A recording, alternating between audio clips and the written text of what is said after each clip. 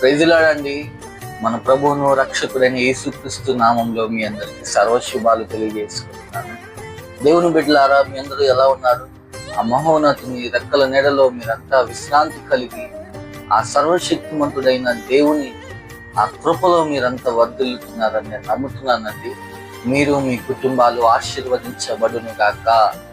ప్రియమైన దేవుని బిడ్డలారా, ఈరోజు మనం దేవుని వాక్యాన్ని మనం ఒకసారి గమనించినట్లయితే మొదటి సమూయేలు గ్రంథం 2వ అధ్యాయం 30వ వచనం మనం ఒకసారి చదువుదామండి.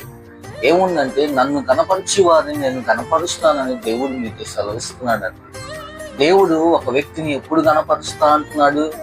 ఆయన్ని నువ్వు కనపరిచేవాడిగా నువ్వు ఎప్పుడైతే మారతావో అప్పుడు దేవుడు కూడా నిన్ను కనపరుస్తా అని అంటున్నాడు.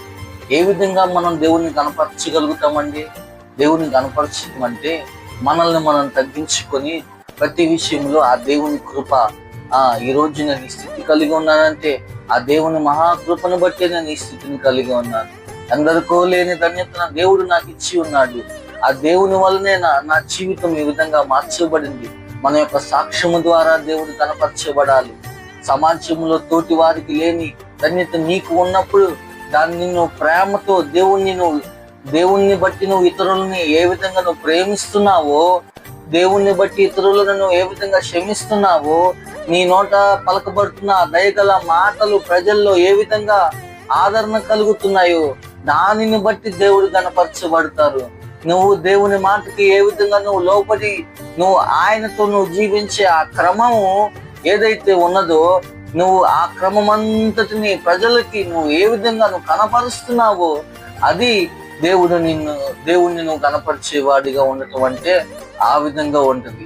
ప్రియులారా, మీరు ఈ విషయాన్ని జ్ఞాపకం చేసుకోండి. మనం అందరం కూడా మొదటగా దేవుణ్ణి కనపరచాలి. ప్రతి విషయంలో ఈ రోజు కలిగి ఉన్న ప్రతి స్థితి దేవుడు కలుగజేస్తుంది. కాబట్టి మీరు ఆయన సన్నిధిలో కృతజ్ఞత కలిగి ప్రార్థన చేసుకుంటూ ప్రతి విషయంలో మిమ్మల్ని మీరు తగ్గించుకొని దేవుణ్ణి హెచ్చిస్తూ ఆయన నామాన్ని కనపరచాలని నేను కోరుకుంటున్నాను.